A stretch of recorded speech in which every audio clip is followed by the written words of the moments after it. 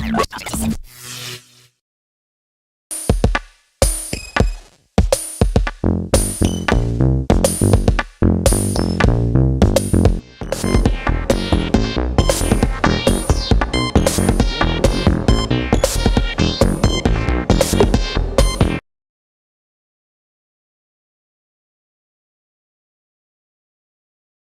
everyone, welcome to part 4 of my review/tutorial mini-series of the Orthogonal Devices ER-101, ER-102. This final part is long overdue. Sorry for the delay, but for a number of reasons I've not been able to complete this last section before now. In this video we will look at this section down here on the ER-102. With this we can record external CVs, gates, modulation coming from other modules, CV keyboard. We will also talk briefly about the SD card, files and MIDI files. If you just happened to end up on this video and you were looking for information, demos of these units, please start from part 1, because through part 1, 2 and 3 we look at and use examples of possibly all the other features like creating tracks, editing steps, overall sequencing paradigm, unique features like the math operations, voltage tables, creating and playing with parts, transitions, self-sequencing parts, creating and using groups, modifier buses, and a few more bits and bobs. So if you want to know more about how this works, or you own it and need a refresher, start from part 1 of this review series. Videos do have a timed index in the description under each video, so hopefully you will find it useful.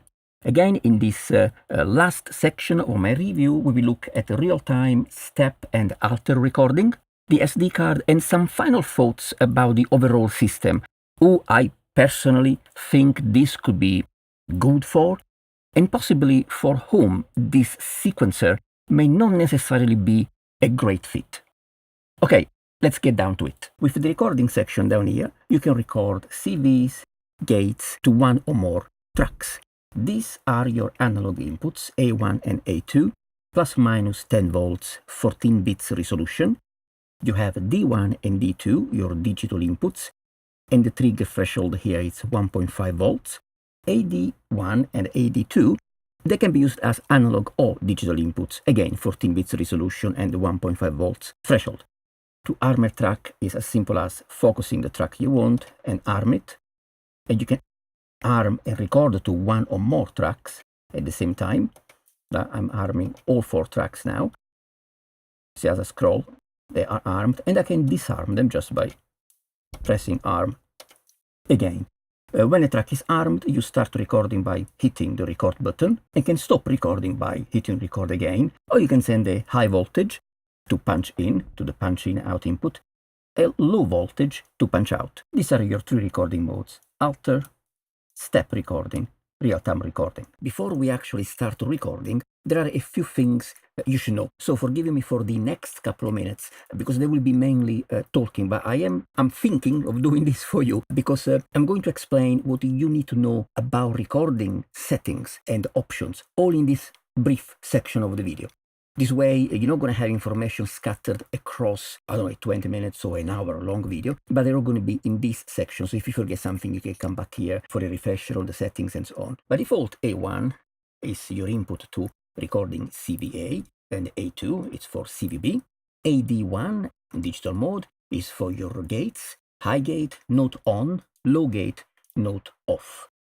D1, D2, and AD2 inputs can be configured to control other aspects, and you can edit their settings in the configuration file in the SD card, so you can customize the way it works for you. So first thing, remember the ER-101 has to be unpaused for the recording to start. So if you hit record and there's no recording, it's not working, it's maybe because you have a pause on.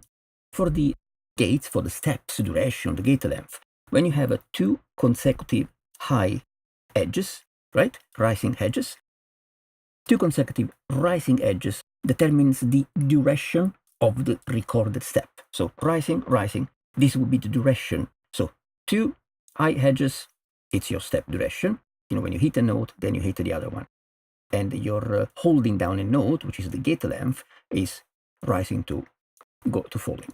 The actual values recorded into the sequencer, the voltage, they have to be, well, they will be capped, truncated within the range of the table you have in your ER-101, where the minimum is 0 volt and the maximum is 8.192 volts, I think. Is like 0 to 8 volts, like 8 octaves. So anything higher, it's capped 8 point something, and anything lower than 0, it's capped at 0. And also each individual voltage step, voltage value, is quantized to the nearest voltage value inside your voltage table. So if you, for example, are using a specific scale and you have these specific nodes in your scale and you hit a node that is around here, closest to this one, then it's going to be quantized to that node, which is great. So you know that you can have a quantized recording of your playing.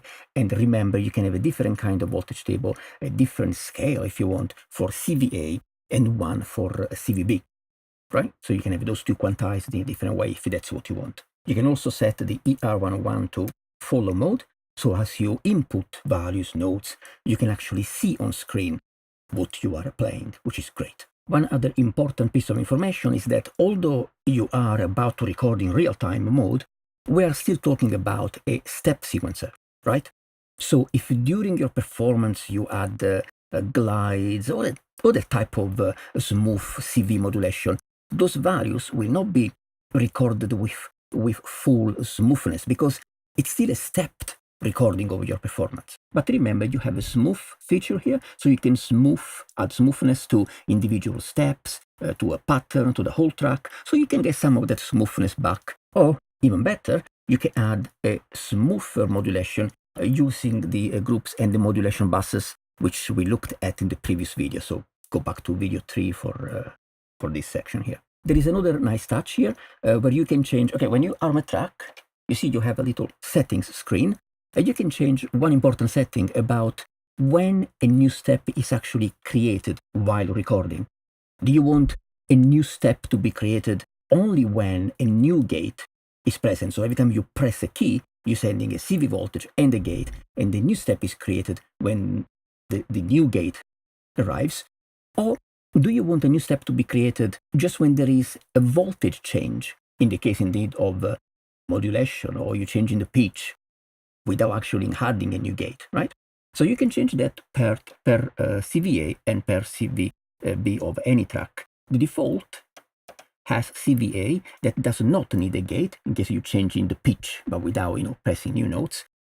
And for CVB, default is that it needs a gate. This is because most times you may want to use this for your velocity, so every time you press a gate. But the most important thing is that you can change it, so you can get this to work the way you want it for a specific type of thing you are recording, note, gates, modulation, velocity, pitch. The other two options, the granularity of the quantization for the duration and for the gate length. One, it's the smallest level of granularity. Then you may have noticed this flashing LED here, and this is changing the focus of your recording. So you could record with the track focus, which means you want to record within that track, and your new recording is added at the end of that track in a new pattern within that track. Or you can select pattern, which means your new recording is added after the current track in a new pattern, in other words. And then step, your new recording is added after the current step, or whenever you start recording on the track, within the existing pattern. Almost there, guys. We're about to start recording. Just two more things you need to know. One is record pass-through. There is a cool feature here where as long as you have the ER-101 unpaused and you have at least one track armed. Now, if we had something plugged in, coming from anywhere, or you playing on a keyboard with CV gate outputs coming into these inputs, before you start the punching, before you start recording, you can actually play and hear what you're about to record. So you can rehearse, a line before actually recording it. Then, of course, when you punch in or you press record, it's going to record it. And this pass-through, so in other words, anything you play goes straight to the outputs, which is controlling your VCO or whatever. It's active on any of the armed tracks. If you reset, you pause, you punch out, it disables the pass-through. The last important thing I want to mention is that when you press record or send a high voltage to punch in, the recording doesn't start straight away. What it does, it sets it ready to record, and then when you input the first new note, you press a key or sounds coming, voltage is coming in, it starts to record. This is so that you don't need to worry about pressing punch in and playing something in on time, at the right time. But this can be changed, again, into the configuration file. You can change it so that when you press record or you send a high voltage for punch in, it does start recording straight away. So you can change it if you want. Okay, let's do a quick example of real-time recording, something simple. So this is not going to take too long. I already have one track that is doing something, and that's track 3. Simply a bit. Gate, CVB and CVA are controlling a mutant bass drum, mutant snare, Ladic 333, ROM player, future retro, transient. Just to have some bit going on, so we have something to record to, okay?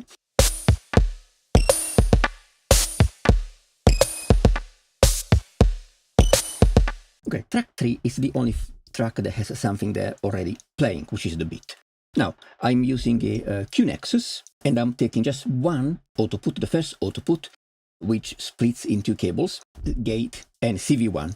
The gate from the Q-Nexus is going to the gate input, and the CV1 from the Q-Nexus is going into A1, which is CVA. And this is just the connection so that when I will be playing something on the Q-Nexus, we have a CV and gates coming out of the ER-101, well, going in, getting recorded, and also going out to, of course, control the ADSR, VCA for this voice, and this voice going to the braids for some synth sound. Anyway, if I let it play, right? There's nothing controlled by this one. See, there's nothing happening here. I want to record track 2, so I select track 2 here, which, as you can see, I don't know, maybe you can see it on the screen, it's empty, there is nothing there. You could change the options for track 2 before recording. And for example, you could change the subdivision, clock subdivision, so you have more pulses, so you can record faster lines, faster sequence of gates. But I'm going to keep it simple now, so I'm just leaving this at default values. I'm going to arm, track 2 is focused, I'm going to arm track 2, and it's flashing because I'm on the recording option screen. I'm not going to change anything. I could change the duration, the quantization, if you want a tighter or more loose quantization of your steps and so on. I'm going to leave, again, this to default. I'm not doing anything complicated. And the focus is on step. We are going to create new steps. So, oops. So, well, the arm is confirmed. There you go. So this, I want to show you the pass-through. What's happening is that I'm not recording yet. I only armed the track for recording. I could be rehearsing, you know, what I want to play. So the gates and CV are going through the ER-101 straight through. It's no recording. It's just passing everything through, so I can play and try my part. Then I'm going to push record. Now it's not recording anything yet. As I said before, by default, when you hit record, it's waiting for you to press the first gate, you know, the first voltage, to start recording. Now, what's going to happen is that I'll do this on purpose, so it may look like a mistake, but I'm going to play something that is offbeat to start with. And then I'll show you what's going to happen, so that if this happens to you, you know how to fix it, and you know that it's actually doing what it's supposed to do. There is nothing wrong with the actual sequencer. So I'm ready to record, and now I'll pace myself and I'll record something here.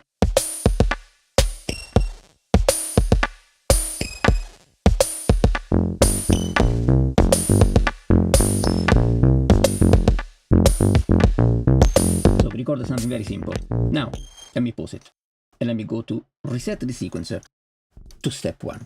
Now pay attention to this. When I recorded the part, if you remember, there was the bass drum on the first bit. Then I start playing this synth line, this bass line, whatever you want to call it. So it's Punh, ta ta ta, right? Punh, ta ta. Instead, now, because I had an empty track, I didn't have a step already on the first step of the sequence, and this is also waiting for me to record. that first step of mine, it's going to be the first step of the sequence in sync with the other track. So this first step, now it's going to end up on the bit, not off the bit. You see? Right? I'm doing this so that if it happens to you, you know what's going on, and you know that there is nothing wrong with the sequencer. Is because that was your first step. It's the first step of the sequence. So what you need to do is simply go into your track 2 and insert a new step and mute it. Right? So you created a pause. Oh, sorry, no, not this one. You need to mute this first step. Now you created a pause. Now,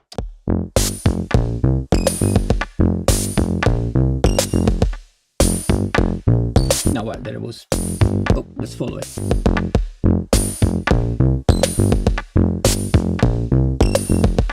Oh yeah, okay. What's happening? After I finished playing, I went to stop record. So the last step is longer than needed because, from after I finished playing, then I went to punch out manually. So what you can do, you can go to the last step and make this one shorter.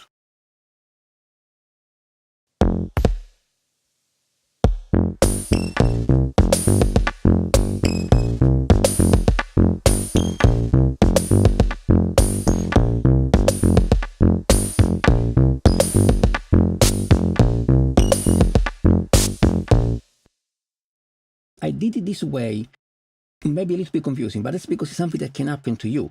So if you start to record a brand new sequence, even if you play offbeat, after the first step of your background track, right? Because it is the first time you press the keyboard, that is the first step of that sequence. You didn't insert a pause yet. So it's when you're going to play together, the first step is going to end up at the beginning of the track, no syncopated, no after the beat. So if it happens to you, you know that all you need to do is add a pause before. Yeah, and then of course once it's recorded, you can go and change your filter.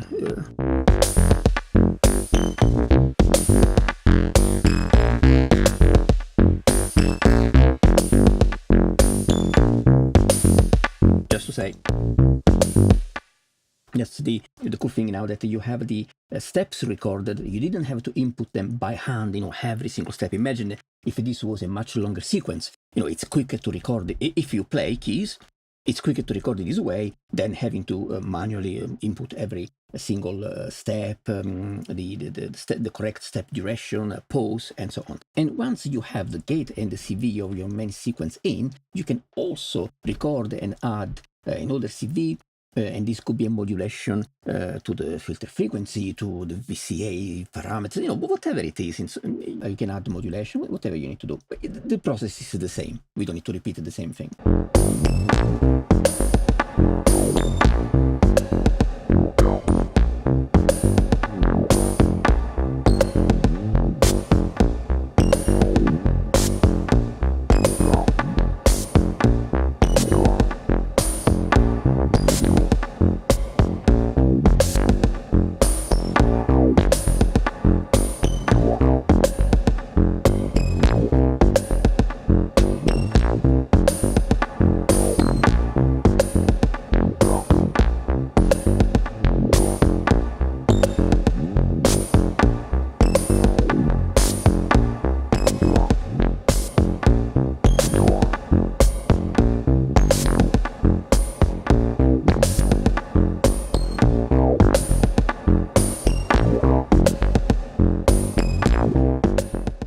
Step recording, it's really cool the way it works on the ER-102. You can set up a proper remote control of your sequencer with all these inputs and outputs.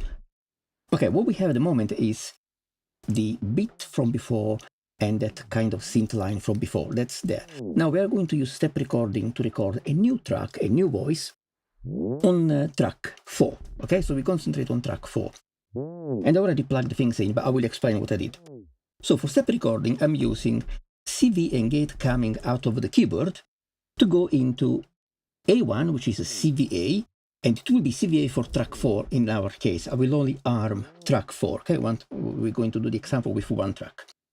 The gate that comes out of the keyboard, I'm sending it to D1, because in step mode, D1 input acts like an insert button. So every time I press a key, I'm going to have a pitch information, and I'm going to have, sending an insert command. So when I press the key, it will insert a new step. You could also use just a button from any gate button or any other module. Then you also have a D2, another gate you can send here to delete a step remotely. I tried it with my Doppler A173 button keyboard, and I couldn't get it to work. Now I don't know if I was doing something wrong, or there is some setting here I need to change, or there is some problem here. But anyway, we have a delete button here, so I'm just going to use this one. Okay. Then what's happening with A2, which is a CVB, and these other two inputs? A CVB is just CVB, which is what will come out of CVB. And in this case, CVB of track 4, I'm sending it to the LFO speed control on the Studio Electronics Tone Star synth voice. Indeed, track 4, it's going to be the Tone Star voice. CVA is going to be the 1 volt per octave on the Tone Star. CVB, it's going to control the speed of the LFO, which has an effect on the voice, on the filter. And the gate is going to the gate input on the Tone Star. I'm just using the synth voice. AD1 and AD2, in step mode, AD1 controls the gate length, and AD2 controls the gate duration. What does that mean? It means that I'm now using 3 voltage sources. I'm using the BC Circuits ALM-OAX2, which is a dual attenuator mixer voltage source module. And actually I have a review of that module, so if you want to know how that works and you're not familiar with the module, check the channel. It's the ALM-OAX2. And it's a dual. I have 2 of them. So I have 4 voltage sources. I'm using 3. One is coming here, so I can change the CVB value, which is the speed of the LFO on the voice, with that controller knob on the other module. I can do the same with the step gate, so I can change the gate length, and I have the manual control on the gate duration. Now, the cool thing here is that when I press a key, I'm not only sending the pitch, CV, and inserting a step, but as long as I hold this key down, it means I'm keeping the gate open. Now, while the gate is open, I can use the knobs on the voltage sources to change the value for CVB, the gate duration, and the gate length. So the sequence will be playing. I can hear what this step sounds like, and as long as I hold it down, I can keep editing this value for the LFO speed of my voice and for the step duration and gate length until I'll then let go and the note is set. Of course, you can edit the note through the front panel anytime you want. So let's do an example so we see what we are talking about. So let's select track 4, and let's make sure we are in step recording mode. And let's arm the track. You got some option to change some value. The way I use it to sort of calibrate the minimum maximum values for the voltage coming in. So let's arm the track, and let's get it ready to record. Well, we can actually play what we already have so far, which is the beat track and the synth track we recorded before in real time. There you go.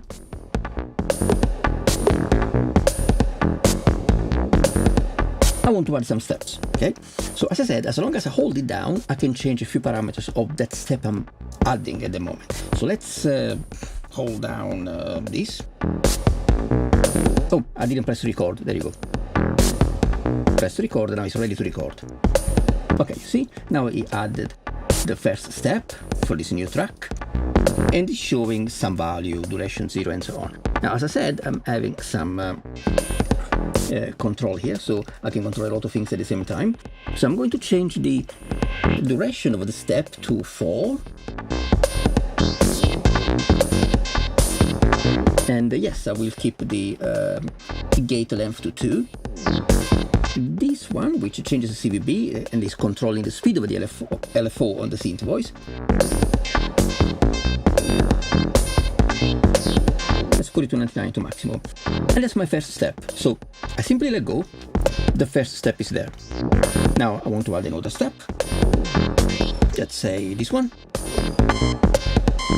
And it's looping, so I can actually hear what I'm doing, right?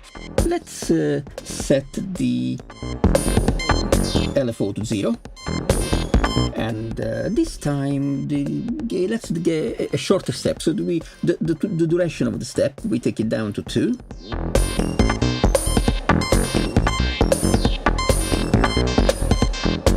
And I'll let go. And anytime you can reset, so it goes back in sync, and you can set it to record again. Let's add another step. Let's go down here. And this one we're gonna have a little bit of LFO speed. Yeah, up there, 3/4. And I'm gonna have a longer step, let's say 4 pulses. And I also want a long gate duration, so let's put this to 4.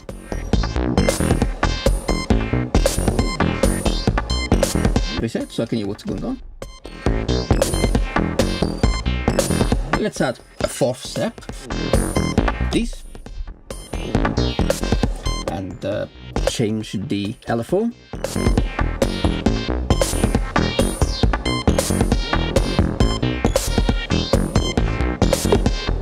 A smaller gate, give it some movement, you know.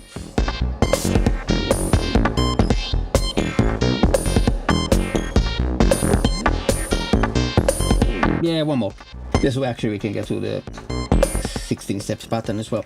So let's say, and here we're gonna go with the LFO speed a little bit higher.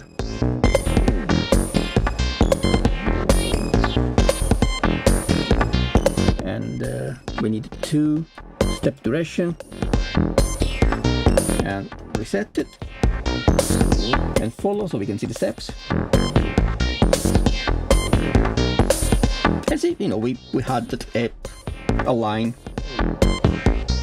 remote controlling the sequencer by adding 1 step. So it is step sequencing, so 1 step at a time, but I just need to press a step that it gets added, and then while I hold it I can change the parameter. I can hear what it sounds like in the loop, so I can edit whatever is the destination of CVB. In this case is the LFO speed, it could have been the filter frequency cutoff, it could have been anything. Remember, this is just voltages.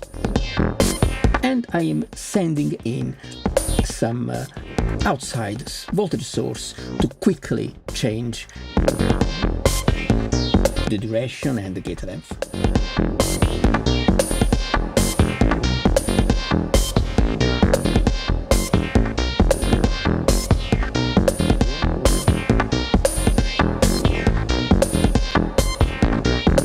Of course, the whole process, it's much quicker when you know how it works and you just do it. Again, you know, you don't need to try explain it to why you're doing it and so on. So once you know how it works, you can do all of these add steps, change parameters really quick and move on. You know, that's pretty cool actually. It's really cool.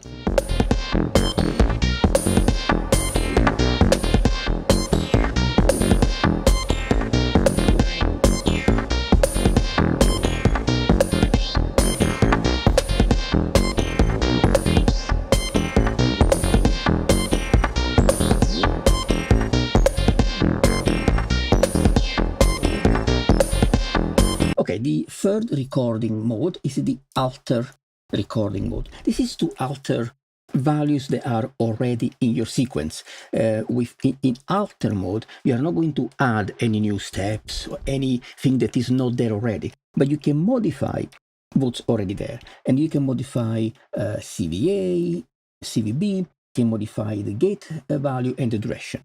So it's A1, A2, AD1, and AD2.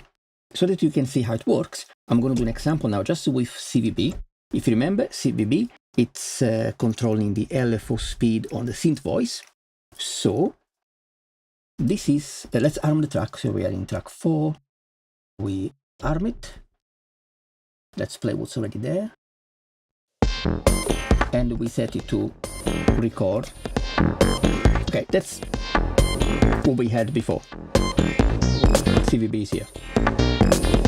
Now let's plug this voltage source into CVV, and everything is 0 because I have this a minimum. Now I can play with this while this sequence is looping to modify to different values. Now if I let it go, it's going to get the value for each step because, you know, it's a quite short loop, so it keeps sending whatever is there. So if what I could do, I can do something.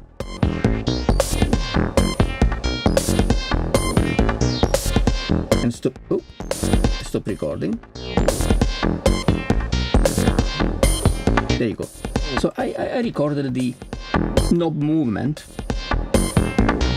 changing the value of the LFO speed. Let's do it again.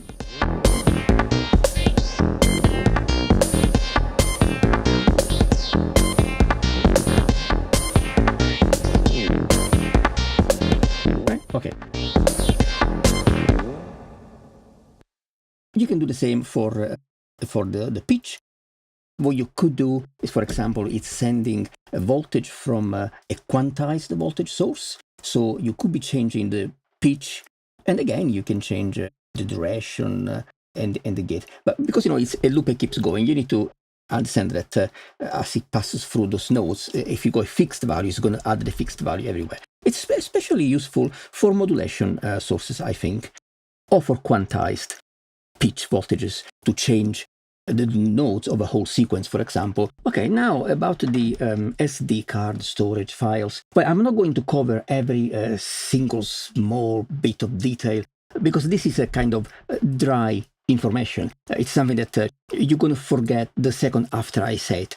The easiest thing to do for that kind of stuff is to really check the manual, look for and get information you need, and anyway, keep working. Overall, anyway, you can save 127 snapshots on the SD card, and actually you can eject the SD card without having to power the unit off. You just put it into eject mode position. You wait for this LED to go, you know, lit, so it's red, which means the device is not accessing the card.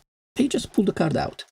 Go to your computer, edit the files, configuration files, add the voltage tables, whatever you need to do with it, change how things work, whatever, and then put it back in.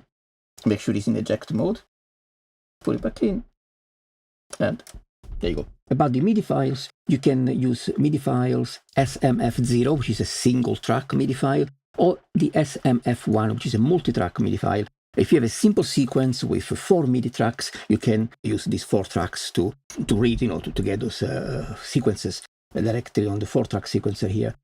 If you have more than 4 tracks, then you need to go into the advanced mode and edit the file on the card where you can say which MIDI channel is going to go to which of these 4 tracks. I have not used the MIDI files, I don't use MIDI files, so I don't really have much to show you here. If that's something that interests you, of course, with MIDI files, you could, for example, have a bunch of arpeggios, hooks, things that you may want to use, so you can put them on the MIDI files and upload them here.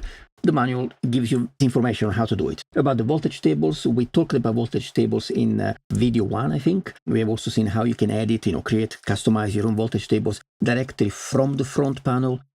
You can create voltage tables on your computer, you know, offline from here. And again, the manual tells you more about the format of these tables and so on. It's not only for scales, it's also to correct pitch of VCOs. But we talked about all of that in the video 1. And as already mentioned, you can edit the configuration file on the SD card to change how some of the features work. Preferences, assign these inputs to different kind of destinations.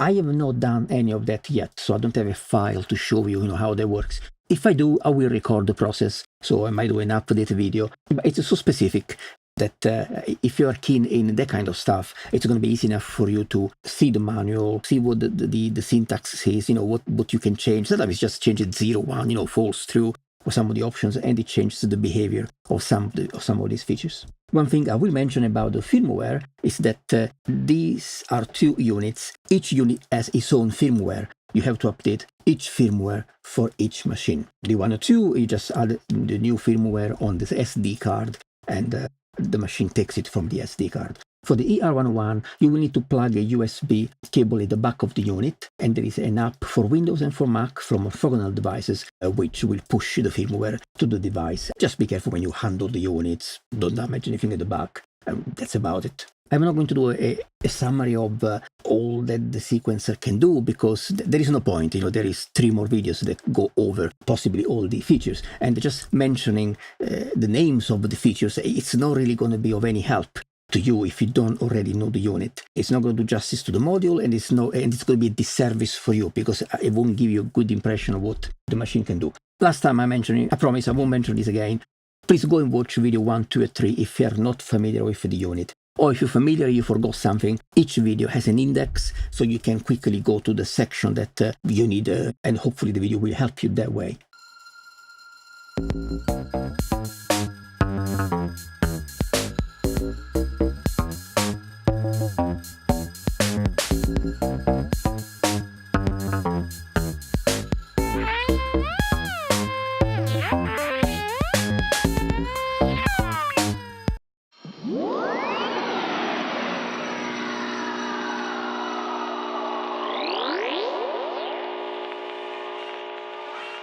Okay. Hi guys, I'm here. I don't know if you can hear me. Access the index. This is where you can scroll through the 99 index, or 100.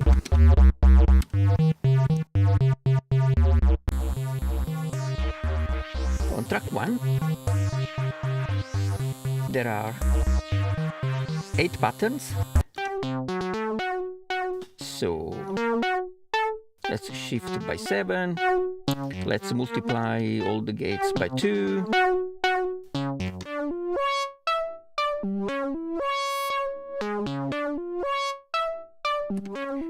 Let's make everything shorter.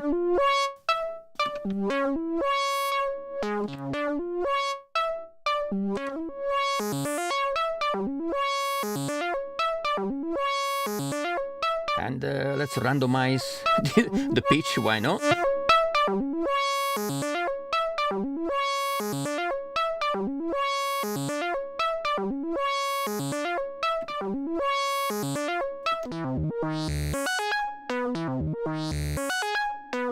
My first part, which has got no loops, nothing.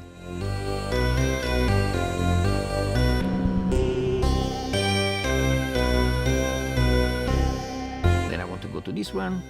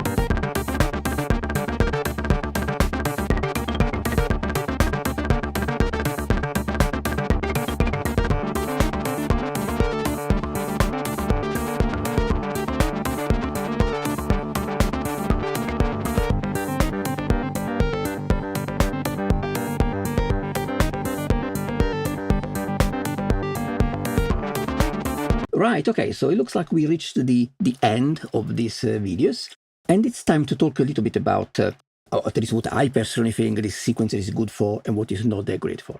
Now, this is going to be a little bit weird, because to talk about what this sequencer is good for, it would just take too long, just because of the number of things it can do and the way it does it. So to have a really good understanding of what it's good for, you're going to have to watch at least video number 1, because at video number 1 I go over the sequencer paradigm that is presented by these units, why it feels liberating to compose, to write things on this sequencer, and what's good about it. For example, the fact that you can fix yourself to work in patterns if you want to, but you don't have to. You don't have to work with 8 steps, 16 steps, 32 steps patterns. Each track can have tons of patterns. You can have a 1-step pattern, a 99 maximum step pattern. So each track can be made of patterns of different lengths. Each pattern of a different length could be a section of a track, like the chorus, this and that. And then, you can combine these free-form patterns between those 4 tracks. It is really liberating. I think it's a way of putting notes or rhythmic elements down that gives it to be more space to your musicality and to exploration. It's something you're not going to get with a rigid 16 steps or whatever number of steps pattern-based percussion mainly kind of sequencer. Having said that, who may not find this sequencer to be a great choice? Well, if you absolutely must have a pattern-based visual representation of your tracks, possibly with multiple tracks shown on a screen, scrolling on top of each other, so you can see the rhythmic relation of your percussive elements, for example, then you may feel more comfortable with that type of sequencer. Yes, it's more rigid, but it may work better for you if you have to have the pattern in front of the pattern screen in front of your eyes. The problem with a typical pattern-based sequencer, as good as it can be, is that because it shows you all those tracks in one screen, it means that you have a lot of menu diving. It's like you have all the tracks on one screen, but then you need to go into the CV mode to access the CVs for all those tracks, to see and edit them. Then you may want to go into the gate mode, get the duration or the step length. Then you go into the modulation screen, and then you may go into this other screen, options, whatever. So everything you want to do with a typical pattern-based sequencer requires you to go to a different menu. The good thing about the ER-101 is that you have a full representation of everything you need to create and to edit and to modify all the parameters within any of these tracks there in front of you in one screen or a larger screen with all these other functions here. And you can use 2 hands to quickly create steps, edit them, all there in front of you. No menu diving. You don't need to change menu to go to the steps. You don't need to change menu to go to the pattern. You don't need to change menu to go to the track, edits and information. It's all there under your hand. So it's really quick to do a lot of work on every single track. To change track, you just go 1, 2, 3, 4. These are your 4 tracks. So you don't get a visual representation of these 4 tracks in relation with each other, but you do get a full, complete, menu-less representation of everything you need per each track, which I find great, especially when you're not necessarily working with beats. You don't just program beats. Now, having said that, as I mentioned in some of the previous videos, it is a 4-track sequencer, but you can use this CV, just alternating high voltage and small voltage, as to actually create triggers and trigger per each of these CV outputs percussive elements, just as I did here. I used just 1 track with CVA, CVB, and the gate controlling percussive elements. For example, here the gate is controlling the bass drum, is triggering the bass drum kick. CVB is triggering the ROM player, the Ladic ROM player, and this CVA is triggering the snare. Then there is mult that goes to the future retro transient. And this is a very simple beat. You can do much more complex beat just using 1 track. So what I'm trying to say is that you actually have 12 outputs here. You could have this as a 12 tracks rhythmic sequencer. Now, to use these CV tracks as triggers, it's not as direct and immediate as you would have on a dedicated percussion sequencer. But the fact that you have 12 tracks, and then it gives you all the freedom for the melodic lines, and you can combine different patterns of different lengths, especially for the rhythmic, to create rhythmic, polyrhythmic stuff and so on different tracks. So there is a lot of flexibility here, and that freedom that you may not get with a traditional pattern, the percussive-based sequencer. Also, one excellent feature here is that you can, talking about steps for triggering and so on, you can split patterns into 2. You can split steps into 2. So if you have like a step that is 4 clock pulses long, you can split it into 2 steps or 2. Then you can split it again into 2 steps or 1. So it's easy to break into, in between different kicks, in between snare steps, and add more detail there, so the tracks can have more granular definition without, going out of time, because you're just dividing the length of those steps to have 2 steps where before you had 1. And you can't do that, definitely can't do that easily on the other more like pattern-based sequencers. And then that would have a problem in that case, because if you have a screen showing all the tracks at the same time, scrolling, and then you start to split and go more granular on some of the steps on one of the tracks, are you going to show that in relation to the other tracks that didn't have this change? You can have it with these. You don't really have it with probably any of the other sequencers, I think. Another important consideration, of course, is costs, because the full package of these two together works out probably more expensive than most of the other single unit sequencers. So budget, of course, is something to take into consideration. Another feature which is not readily available on the ER-101, ER-102, and it may be important to you, it's outputting LFOs.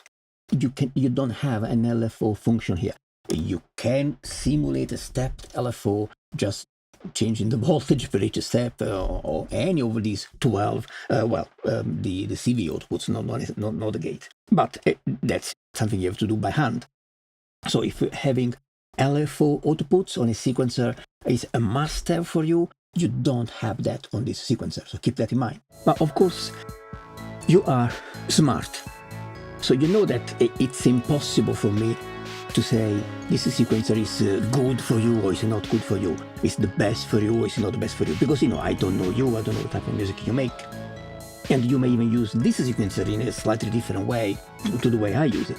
So your best way is, unless you have access to one of these, borrow it from a friend, or there is a demo unit somewhere, which actually there isn't, because you cannot buy this in the shops, so you have to order it directly from the maker. Then I guess I mentioned it again, watch videos 1, 2, 3, they should really give you a good understanding of how this works. If you want to compare it with other sequencers, and again, you don't have access to them, on this same channel, I have a full review tutorial of all the features of the Winter Modular Eloquencer. I also have a video for the Lifeforms Percussion Sequencer, which is more of a live performance, 4 tracks percussion sequencer. So if you watch some of these videos, they all go in a decent amount of detail. You can have a decent idea and compare yourself the Orthogonal Devices units against the Eloquencer, and maybe a small percussion sequencer, and maybe you can combine a couple of these together. Okay, this series of videos on the ER-101 and the ER-102 was a sort of interesting journey, having to patch things in and out in between other work I'm doing. So it was definitely a lot of work, but hopefully it was worth for many of you. It's good for me as well, because I might forget something at one point and go and watch my own video. It sounds sad, but actually I do find that as a useful possible thing to do in the future. So there is only one thing for me left to do, and that is thank you guys for keeping me company during these videos. I hope you will find the best sequencer for your needs. I hope that these videos help you, achieve that goal. And I will surely do more sequencer videos if I can get my hands on some other sequencer. I have quite a few, so I don't necessarily need to buy another one. But if I can get some for a review, that would be great. So, as I always say, guys, keep having fun, and most of all, keep Euroracking. See you soon. Bye.